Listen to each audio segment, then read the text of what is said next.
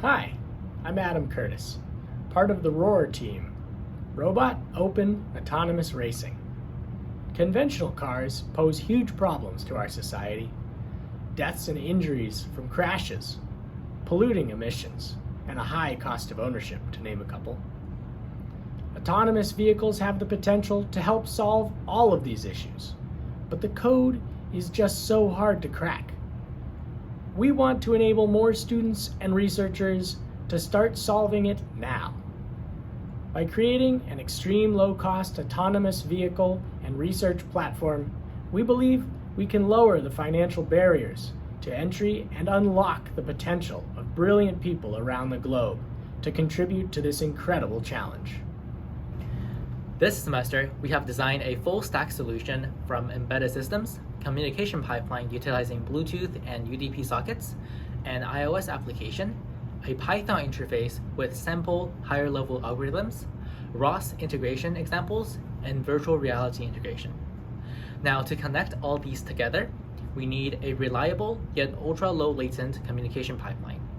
To communicate between the ESP32 chip and the iOS device, we're using Bluetooth Low Energy Protocol, setting the throttle and the steering command at 100 Hz. On the iOS device, we are taking advantage of AirKit, a framework for augmented reality application for our localization service. We then transmit this information in real time to a Python client for better debugging and programming experience.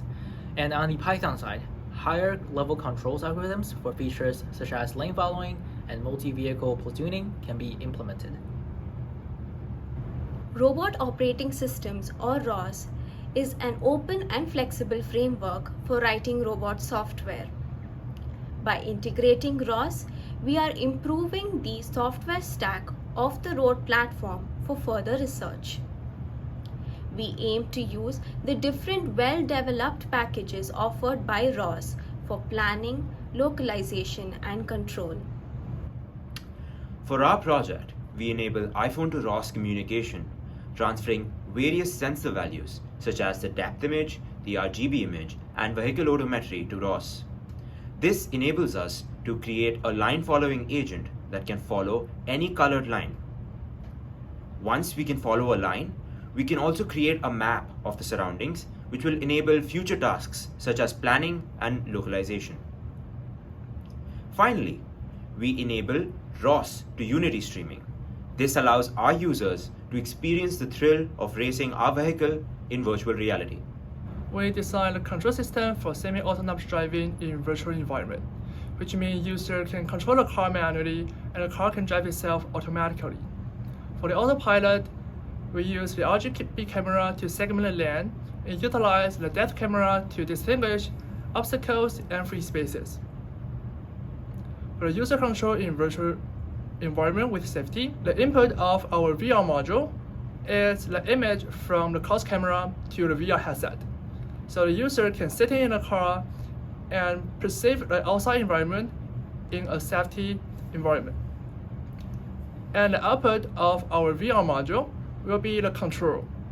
The user can use the VR controller to control the steering and the throttle, and this parameter will be passed to the car and then control the car remotely. We use the rotation of the controller to represent the steering, so the user can control the steering precisely with more freedom. Oh no, the router! Uh-oh. Fingers crossed it passed. It did do it, yeah. Nice.